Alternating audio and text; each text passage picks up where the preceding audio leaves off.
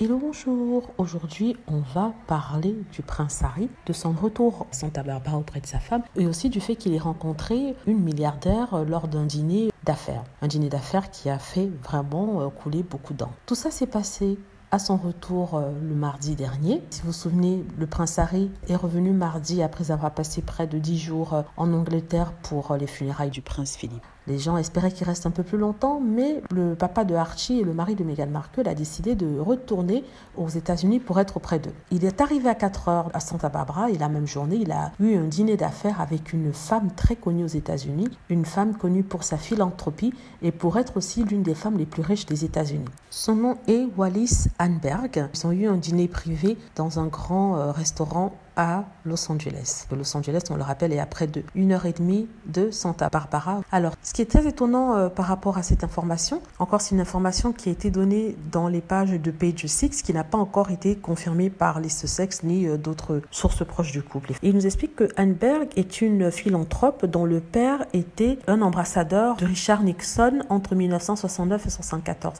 Et c'est aussi une femme qui est très riche, qui a un groupe de maisons de charité qu'elle dirige. Et c'est auprès d'elle, par exemple, qu'on va chercher de l'aide si on veut du financement ou on veut présenter l'action sociale que l'on fait. Donc le prince Harry a dîné avec. Aussitôt que la nouvelle a été répandue dans la presse, ça nous a valu des critiques pour le prince Harry. Certains trouvaient que c'était terrible qu'il ait choisi de partir à Los Angeles pour assister à un dîner le jour même au lieu de rester un jour de plus pour l'anniversaire de sa grand-mère, qui est stupide parce que sa grand-mère n'a pas souhaité qu'on célèbre son anniversaire. En tout cas, elle n'a pas souhaité voir du monde pour son anniversaire. Alors, une fois que leur argument est tombé à l'eau, ils ont dit que le prince Harry aurait dû s'isoler pendant les 14 jours requis après un voyage à l'étranger. Ce qu'ils ne savent pas, c'est que cette règle-là n'est pas obligatoire en Californie. Il n'y a pas d'obligation de s'isoler, de faire la quarantaine, et ce n'est pas d'autant plus une obligation s'il s'agit par exemple de voyages d'affaires ou de voyages pour urgence personnelle, ce qui a été le cas du prince Harry vu que ça a été l'enterrement de prince Philippe. Donc ce n'est vraiment pas une obligation, il n'avait pas l'obligation de se mettre en quarantaine selon les lois californiennes. Le fait que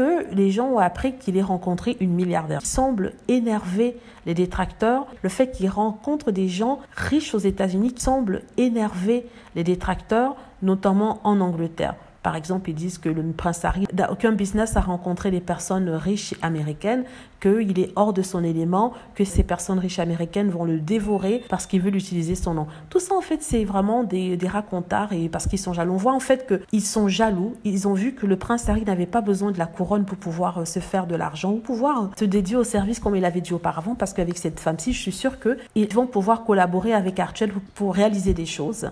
Le prince Harry n'a plus besoin des fondations royales pour faire des œuvres de charité. Donc, c'est ça qui embête certains. Mais en tout cas, je suis contente. Encore, je dis qu'on n'est pas sûr si cette information est vraie. Même s'il n'est pas vrai, je suis contente parce que ça enrage des gens que le prince Harry puisse avoir accès à cette dame qui est très puissante aux États-Unis. C'est quelqu'un qui est très fortuné, qui a les clés pour les bonnes portes. Donc pour eux, voir Harry aller aux États-Unis et pouvoir évoluer dans un monde à cette échelle-là, ça les emmerde, on va dire. Le prince Harry connaît d'autres milliardaires, donc il n'a pas attendu de sortir de la famille royale pour rencontrer des milliardaires, il en connaissait. Voilà, en tout cas, je suis très contente. Ça montre que le prince Harry, en fait, travaille sur ce qu'il a dit, c'est-à-dire la philanthropie, les œuvres de charité, pouvoir servir le peuple. Et son dîner, si vraiment il a eu lieu, ne prouve que ça, et tant pis pour les jaloux. Voilà, j'espère que vous avez aimé la vidéo. N'hésitez pas à cliquer sur like si c'est le cas, à vous abonner pour plus de vidéos et à cliquer sur la petite cloche afin d'être averti lorsque je poste une nouvelle vidéo. Merci.